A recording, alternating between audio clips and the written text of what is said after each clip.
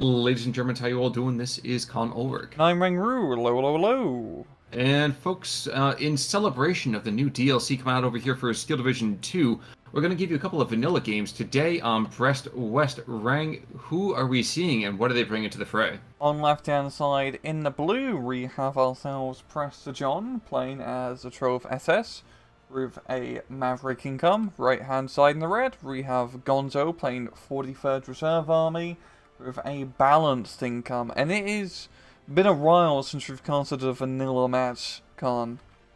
It certainly has. So guys, first things first, now realize that, there's an IL-2 on the map, he will never die, and, yeah, that's pretty much all I'm going to go for right there. But what Less else? fancy icons. Exactly, that's true. That is certainly true. So, guys, we're not going to be worrying too much about the extra stress resistance and received accuracy and updated command structures, but don't worry, we'll be back to more Red Storm soon enough. But we do want to give you a little bit of a look at maybe a couple of the new divisions that you'll be seeing in the near future. Those will come up, I think, later this week. But what's the matchup like here? Hitlerjugend, Reserve Army, what do we expect? For Hitler, they've got good infantry because fanatic trait, but the central and northern side are very forestry, which will prove to be a bit difficult. And 43rd, of course, great infantry and pretty good tank support, but definitely lacking a little bit more in the support category. I do like how Prestor John is, well, first off, using a recon plane to spot things, and secondly, his 2-3 push down south is providing some pretty damn good fire support until his, well, T-34 comes in to rain on his parade. But yeah, you know what? That was something I was saying to you even before we kind of went live here. I kind of look at Hitlerjugend as being a discount version of, Panzer Lehr, but I do love seeing that light armor play. We don't ever see enough of it in vanilla, at least not so much in the last few months here. I am curious, though, how do you feel about tossing him up against PTRSs, especially in the north, with these 2-3-1s? One's already down. I feel like that's a bit of a misplay. Oh yeah, and the northern area is definitely a very scary area to maneuver around light vehicles just because of all the AT rifle play, especially from those PTRSs. And as you can see, Gonzo's doing a pretty good job of pushing through already. Well, he might not have any L6s on the map here potentially, but, he still has a Panzerschreck and takes out that leading T-34. KV-1's going to cause a little bit more of a hassle, especially as the Strafniki and the Superior with the rocks are definitely going to push back that AT support. Yeah. Yes, sir, please. Yeah, and really at CQC, Hitler, you're gonna have a pretty nasty time. Also, considering out of the recent patch, they have changed LMGs to work how they worked in Steel Division 44, where at 100 meters, they can no longer shoot. So, you always have some Achikis and 5 Superiors getting in close. Will have a pretty easy time against Panzer Grenadiers now. But they haven't upped the suppression that you get from range light MGs, have they? Correct? I forgot from the patch notes, but maybe. It would know, but I mean, it's one of those things that, again, they could go back and forth. Boy Firefly moving in, by the way. I actually find it so fascinating that this is actually in the recon tab of the HJ. Yeah, but, historically, the one Boy Firefly they did capture was attached to the reconnaissance unit of Trove SS, so that's right, it's a recon unit. Yeah. I honestly did not know that from the TOE, so that's actually really kind of fascinating. But the thing I was going to bring up, so with the LMGs, I mean, that historically has been the saving grace for a lot of the Axis infantry. How's that going to play really overall? Is it going to be that we're just going to have desperate charges by Soviet infantry to getting close, do you think? Or do you think it's going to kind of keep the same fight the way that it is right now? Yeah, in the forest it will be a bit difficult just due to the fact that they do have CQC. I mean, artillery is going to be pretty helpful. I've also seen quite an unusual amount of artillery for 1v1 deck from Prestor John of Hummels, as well as some Rammans to back him up. Definitely a little bit overkill and expensive for dealing with infantry, but it's really some of his best bet. Well, that was the thing I was going to say, too, is that he's got to offset that problem, and that problem is huge for him. He's not going to be able to consistently be engaging one-on-one kind of infantry, like you said, especially in the wake of this new change. Yeah. JU-188 continues to just kind of fly high cover. Is this just I know we don't see recon planes being used for much more than area denial, as soon as material comes on in. Do you think that there is good tactical reason behind this, or is it just kind of, Prestor being fancy. I think it's a fantastic idea, because especially on like northern and central position of this map, lots of forests, and recon planes are pretty damn good at spotting infantry in forests. It's especially a little bit safer than having to run infantry in here, and then getting blasted by Avtos Strafnikis. And those guys continue to be deadly. I think this, the kind of best thing that's good for the Axis here is that their anti-tank is exceedingly short ranged. So, Yeah. outside of that, especially the changes, that's a completely different animal to be dealing with. Yeah, down south we are seeing a bit of a resurgence here from Gonzo, taking out 233s. There's only 2 guys and a single flamethrower to stop him, but And a P4. as well as a P4, it's got a pretty good kill in its row off to the side stage, and damn. Here we go, Superi going to be capping that flag and bringing it back to a Trove. It's been pretty back and forth in terms of flags. It has, though Prestor John has certainly taken a minimal lead here. Now, I'm not suggesting this is something I would definitely want to see them implement, but it'd be kind of fascinating if you have a guy doing, the kind of close combat, that hand-to-hand kind of fighting. They're still taking fire from both sides. I almost want to see both sides get stressed out, you know? Yeah.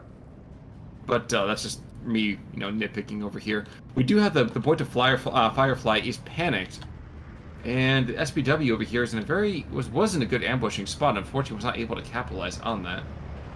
I'm just seeing a horde of Hitler Panzer Grenadiers being thrown into the forest. Fortunately, not as much scary Russian infantry, but that's because they're flanking down south onto the hill position here. Those Avtos Strafnikis at close range will be pretty scary. And they too also have the fanatical trait, so this is just a match of fans, Khan.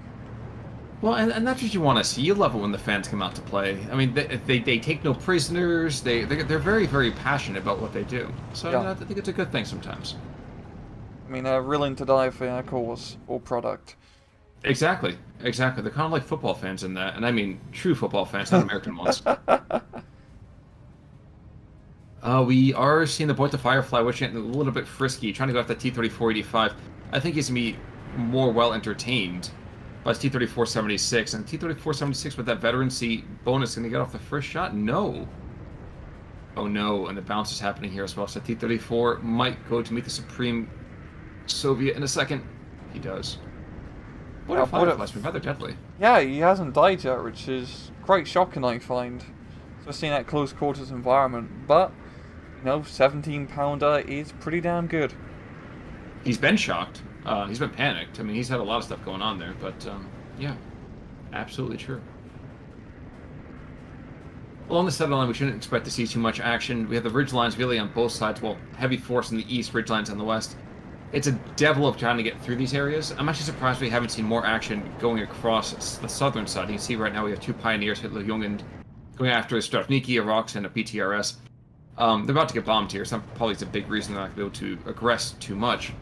But all the same, I'm surprised we don't see more action through here, even with the bridges. Well, the southern central area, Yeah, the center is a pretty hard area to push, especially for Gonzo, just due to the fact that it's a pretty poorly designed map, because if you see on Prestor John's side, on his central position, he has this lovely high ground hill defense, while Gonzo has nothing really comparable on his flank as well. So, you're fighting an uphill battle if you do push across the central position of this map, for Gonzo, that is. And I mean, you could make the case though too that Gonzo does have ridgelines along the center side. They just don't extend as furthest north. I don't know. I realize, of course, right here I am certainly nitpicking. I'm trying to see this map in the best light, but I'm pretty sure you're right that it's still pretty that's a shit map. Yeah. Gonzo down south is all outgunned in the tank department. We got 1 T-34 trying to fight off 4 Panzer IVs. He does have that lovely high ground position, providing a bit of fire support. But the main thing is Gonzo still holds that flag of superior. But at the same time, he's still losing just because of his northern push from the Panzer Grenadiers is going pretty swimmingly here for Prestor. It certainly seems to be. Now, unfortunately, he did move that recon plane away just before the ZIS-3 came out, and the ZIS-3 is well, he's sending some nice iron cigars down the way of those P4s, and he can penetrate. Oh, baby, he can penetrate. With the 85 as well, that's not a position you want to be attacking with what admittedly are rather substandard equipment at this point. Yeah, just in their position, that's a pretty good defense here. If Gonzo does knock out one of the Panzer IVs, so it'll be enough to just keep the southern side from flipping over to the German territory. Do you want to do a quick call out to the north? We have this Motorsvedka with the M3A1. Hitlerjugend is definitely going to get picked off here and forced to a surrender. Oh no, never mind. I was going to say forced to surrender, but you just remembered fanatic trait. Yep. Unfortunately, he's not going to retreat at all either, which is kind of a problem. But hey, I mean, only fascista, who knows what you'd be thinking. But the Firefly continues to survive. Strafniki books it off the hill, probably a good idea. Come on behind the Pgrens. Cause some hassles there. SU-122 also here. Now, it feels like it's been a while since we've seen one of these. Yeah, you don't see them all too often. You're also seeing the SU-152. They're not the core ISU models with the better version of the guns, but, you know, a 122mm gun is still pretty damn effective, Khan. Yeah, I mean, if you put it in the same zip code, it was kind of hard to hate on that. Yeah, and he's going to be firing against Firefly. Does have the potential to penetrate if he can hit, but, well, the SUs don't have the best renown in terms of accuracy. No, they don't. Which is, again, why there's so much more as assault guns and not trying to hit anything greater than an entire horde of mosquitoes. We have a bit of a tentative shift in the territory along the central line. With the Strafniki falling back, it has allowed Prestor John to really solidify his hold on the western side of the map and to really potentially shift a little bit further east as well. Of course, Strafniki is going to be interesting right here.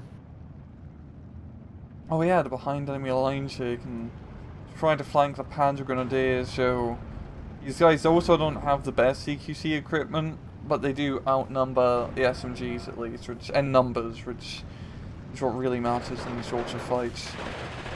Of course, now they're being flanked and we have a 2-to-1 kind of thing, so I mean, yes, there's only one MP40, there's in each one of the squads, yes, oh no, and he's firing the wrong direction now too, so yep, this is going to be, I think, a resumption of Soviet control in this area, unless something incredibly unlucky happens. Yeah.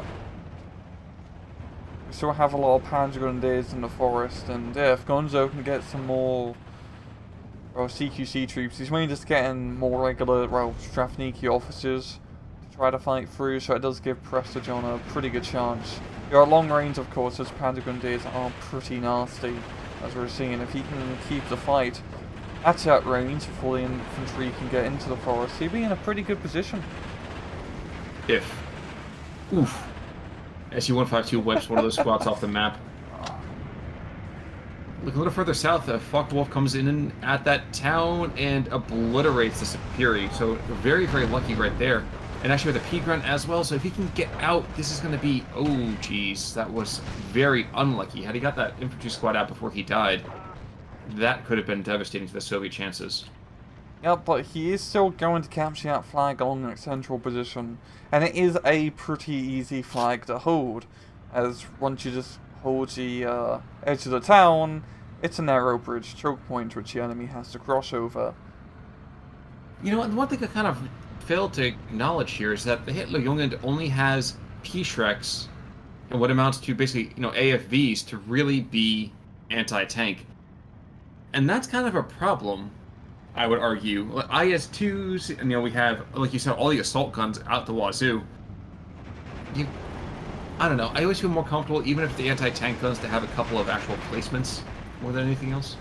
Oh yeah, you don't really have that much in terms of actual anti-tank for the Troph SS, of course. Also the same thing for 43rd, really only one card of PCRSs and ZIS-3s for their anti-tank department, so it's really going to come to more straight tank-on-tank play between Tigers, Panthers, T-3045s and IS-2s, which is still pretty, still more than enough anti-tank firepower for a regular division, I would say.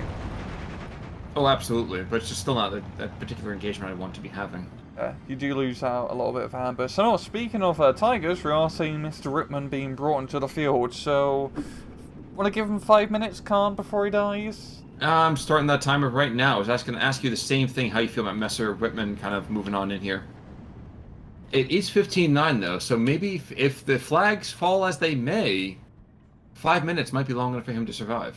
Yeah, Gonzo is getting pushed back pretty hard, but he is starting to recapture some of these important flag positions, doing a good counter-attack along the central bridge into the town to stop any major defences being set up, as Prestor John's reinforcements are going to come a little bit too late. Well, and the hero Firefly goes down. I think Wittmann's going to go in and fill that position. Probably a good idea there. And let's recognize something here too, ladies and gentlemen. Gonzo is still rocking a balanced income. He's only going to get stronger. Oh yeah, I wasn't even thinking about that. That is going to be pretty huge once you hit C phase. That's double the points he's going to have. Oh, you just still have Red Storm, brain going on right there. Yeah, I do. But the income is made up, and the phases don't matter. Like that's every which way except the way that we know and love here. Is it phase A, phase B, phase C? Maybe it's phase D. Who knows? Exactly. I mean, it's kind of like, okay, well, how do we know what phase we're in? Well, he doesn't get Panthers until C. Okay, we're in C. Good. Good. But Wittmann coming in, we have that JU-188 continues to just fly high cover. I have not thought that I would appreciate this as much as I am now. Yeah, I mean, all the anti-air is being brought out, does get killed, but it hasn't been a whole lot of anti-air. I mean, Gonzo's anti-air tab is just heavy 85mm guns, which is pretty decent, but they do require a good direct hit to actually do anything. Yep. And while it seems to be the Soviets have picked up their cause over here back for that town, they continue to kind of lag badly everywhere else. We're looking down to the south. The first IS-2 is coming on, and this is going to be scary. But we do have a limited counterattack, as a Tiger is also here to start pushing east and maybe potentially taking that flag back? I don't know. Yeah, it seems like Prestor John is just trying to squeeze out as many tanks as he can in B phase before income really starts to bite him in the ass, as well as a platoon of Panzer Grenadiers to come up north. Well, right now, anti-tank gun after anti-tank gun gets taken out. And like you said before, there are not that many of them. Oh, there's really not a whole lot. That's, even though they're not the most powerful anti-tank guns are always nice to have just because of their amber's capability, especially compared to, well, T-34s and IS-2s, which aren't all that stealthy. You can kind of see them coming a mile away. Yeah, it's kind of hard to hide a 50-ton, MBT, so. And one thing I failed to realize, that Strafniki, while terrible, need to be in cover to be truly terrifying. Yeah. They do have that large HP pool, so you can afford to screw up a couple of times. Yeah, afford to screw up as well as slowing down actual enemy advancements. And heck, maybe they'll run out of ammo before they kill you. You want to check out that reinforcement half-track column? We have one moving north, the other three moving south. Rather optimistic reinforcement point, especially with an SU-152, the 85mm, T-34. Oh. I'm not sure I really think that's a great idea. I applaud the tenacity, but I don't think that's a great result. Oh no, I feel like he'll make it. Like, up north, the SU-152 is not in a great position to shoot down the road. And the three moving along, like, the central area will probably get sniped by the T-34, but maybe he'll unload in time before he loses it entirely. I forgot. I forgot. You and I come up with this in two different ways. I want the little digital monkeys to survive, and here you are, you're like, bring me death. Skulls for the skull throne. Fuckwell comes down south, and actually takes out T-34-85 with bombs. So maybe a little bit of Red Storm is bleeding on over here into vanilla, and giving us some nice little kind of cherry syrup here. There you go. Meanwhile, P4 and a Tiger engage another one of those dual-purpose 85mm, and while it is going to cost them a damaged transmission, that anti-aircraft gun is going to get picked off nice and slowly here. Just pretty good fire support is going to be enough, but with that IS-2 coming in, that proved to be a pretty tough customer against that Tiger tank.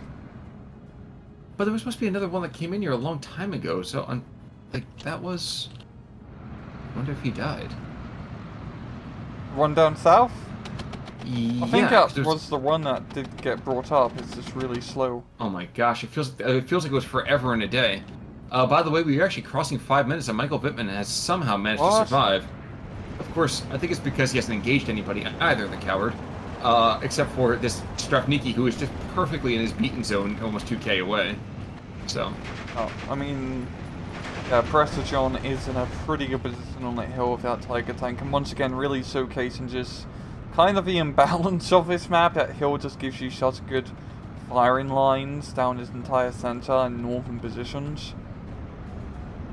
I will certainly exceed that stipulation there. Do you want to make a quick call out that 2 of those half tracks made it, which is way more than I thought it was going to make it.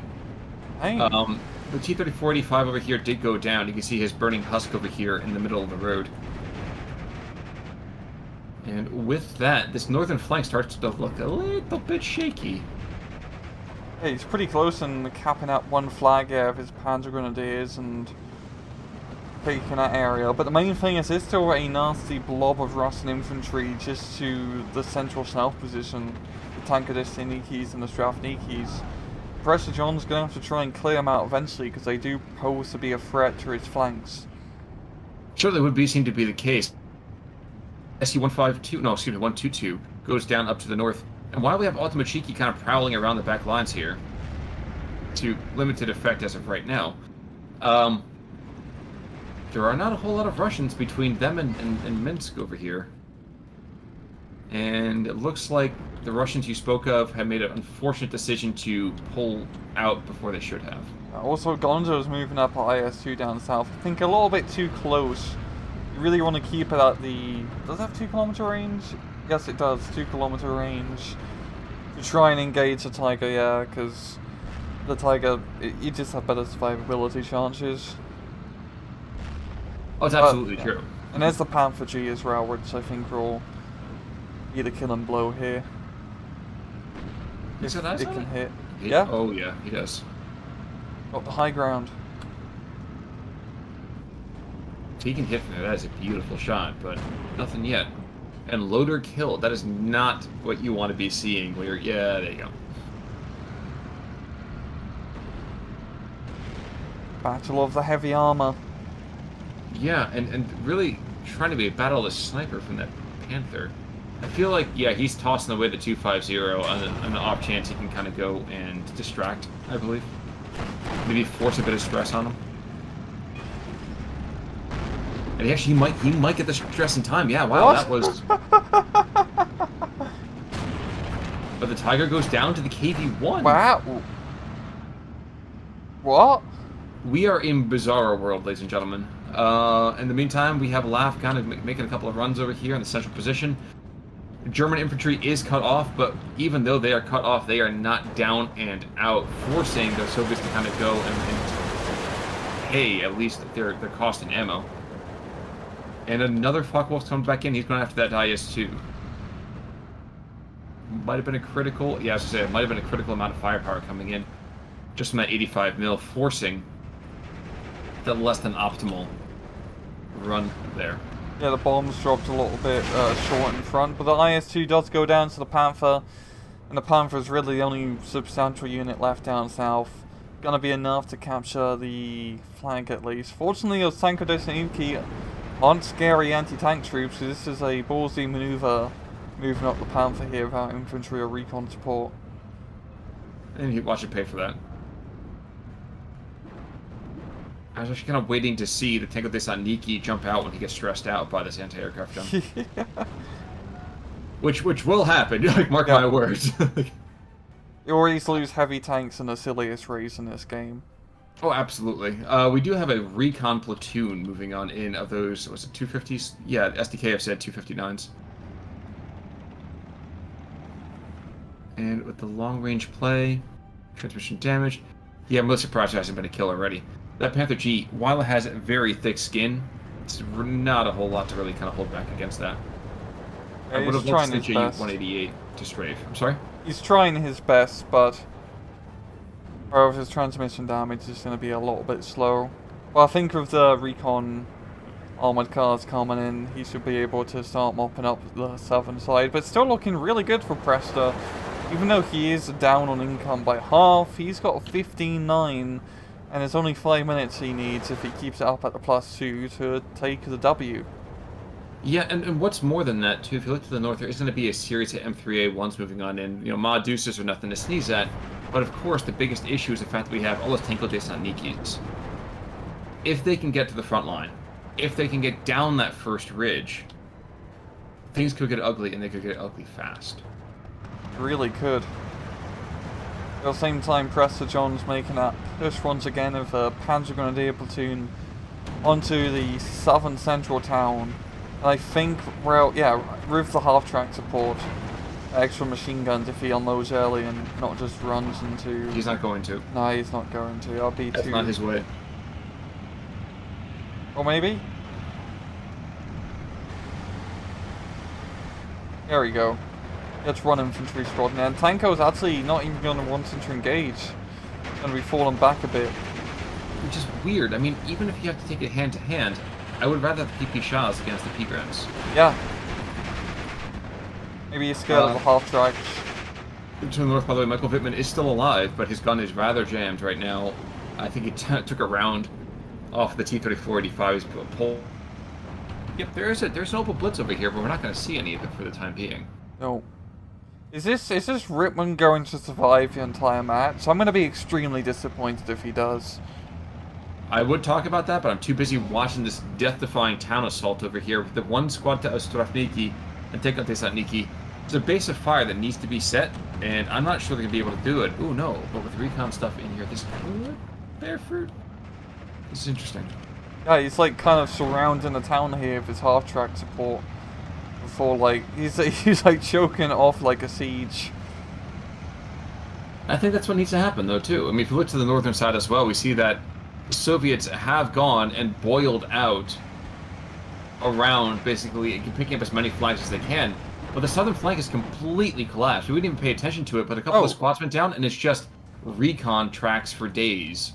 Yeah, there's nothing there anymore. I mean, the one Panther is in a good position for field of fire. We are seeing Gonzo bringing in reinforcements, but a Panther's in a really good spot, and if that comes down the hill, we'll get sniped by that rather long and deadly 75mm gun. And I think that will be not all she wrote, but we're definitely seeing, I think, the swan song of the Soviet. Yeah, I mean, we're seeing Prestor John flank around to the 250/9, Manson the captain after Machiki squad. And even though Gonzo did a nice little push up north here, it's really just a... It's not much of a substantial push. Look to the south, we have this ambush coming out. Two ultimate Cheeky squads come out, and it's like, light attack! And they're gonna cut to pieces. This is an execution. Yeah. What brave damn fools those guys are. Jeez. The Yak's gonna come in and punish them, and it might even... Oh no, he lost vision. Oh no. What a shame. Yeah. But, I'm surprised. I always assume that the squad or the division over here that has more infantry will reign supreme, especially when they're so heavily Strafniki'd. But that didn't seem to be occurring. What the heck happened? I think just Prestor John with his, all the half-tracks and armor managed to win out those important engagements. He also did a pretty good job of just kind of pushing all over the place. And of course, I think it would be unfair not to mention just the map imbalance, because this is one of those maps where it can be pretty difficult to play if you do start on the right hand side here from Gonzo. Mm-hmm. Yeah, just really good light vehicle play, and I mean, having pretty much all your baseline troops be fanatical is pretty damn nice. Well, that is certainly one way to kind of stave off any kind of mass surrenders that we do see from usual kind of Axis-Soviet matchups. There we go. I'm going to kind of dance around. We have half tracks picking up the odd T-34 here or there. Yes, they pay for it as well, but I really continue to say I wish we saw more light vehicle play, selection and play, rather, inside the recon tabs, heck, even in kind of support tabs as well. Yeah, Trophy sets does have a pretty nice recon tab. Got all those light vehicles, and of course, the Boita Firefly. Oh, he was a hero today. Yeah, he did like a pretty damn good job. I do like how up north got his one IS2 going balls to the rule aggression here, close range. It's going to take him forever and a day to lay onto target. And he misses, of course, because it's an IS2. And there's a couple of P4s trying to engage him from range. Not sure that's really going to do a whole lot for him. But as we take down the last couple of seconds here, yes, the map plays a part of it. Honestly, both guys certainly were quite aggressive. I think it's one of the rare occasions that Maverick really succeeded, though, too. Yeah, I'm quite surprised Gonzo didn't manage to pull it back with that balanced income, but Prestor John just kept enough of aggression on Gonzo and did a good job in B phase and, just pushing and attacking. The KD certainly bears that out, that's for sure. Oh wow, that's really close. That's really damn close. Got an 85 over here with a few light kills. Yeah, a lot of these guys are picking up their fair share of light kills. You have an SU-152 picking up, basically just absolutely bitch slapping the infantry. IS-2 getting 3 kills. I guess at the end of the day, I didn't want to go and just say it was purely terrain, because I thought that for the longest time, terrain was being played rather well by Gonzo. But Firefly's got a nice, was a 5 or 6 pack right there. But yeah, just looking at the way this is working out here, I am very surprised and pleased to see both players play so well. Yeah, they're both very top of the line players from Steel Division, so kind of what we expect from people of their caliber. And also, Wittmann survived.